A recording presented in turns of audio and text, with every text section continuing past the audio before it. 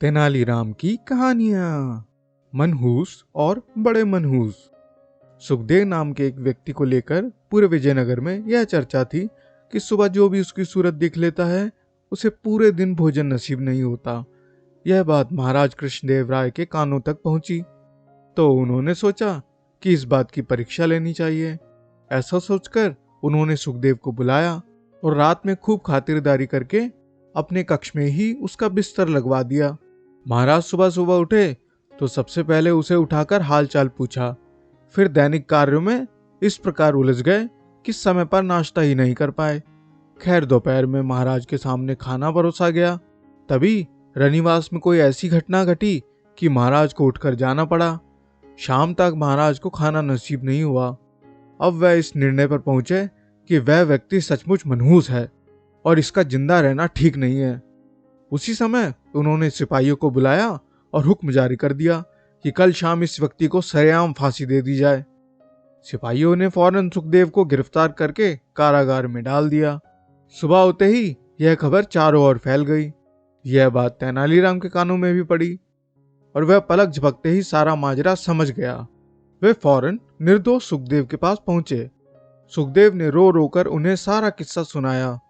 तेनालीराम जी, अब आप ही मेरी मदद करें, अन्यथा मेरे बच्चे अनाथ हो जाएंगे। चिंता मत करो सुखदेव, मैं जैसा कहता हूँ वैसा ही करना। तेनालीराम धीरे से उसे कुछ समझाने लगे। जी हाँ, ऐसा ही करूंगा, सुखदेव बोला। तेनालीराम वहां से चले गए। शाम को सैनिक आए और उससे पूछा, सुखदेव, महाराज के आदेशानुसार यदि तुम्हारी कोई अंतिम इच्छा है तो बताओ। दरोगा जी, निर्भीक होकर सुखदेव बोला, मैं सारी प्रजा के सामने यह कहना चाहता हूं कि मैं तो केवल मनहूस हूं। मुझे सुबह देखने पर भोजन नसीब नहीं होता, परंतु महाराज तो मुझसे ही बड़े मनहूस हैं। मैंने उनकी शक्ल सुबह सुबह देखी तो शाम को मुझे फांसी पर चढ़ना पड़ रहा है। क्या बकता है? दरोगा आंखें निकालकर घुर्राया। यदि महाराज ने सुन लिया तो क्या फांसी से भी बड़ी कोई सजा है जो वह मुझे दे देंगे?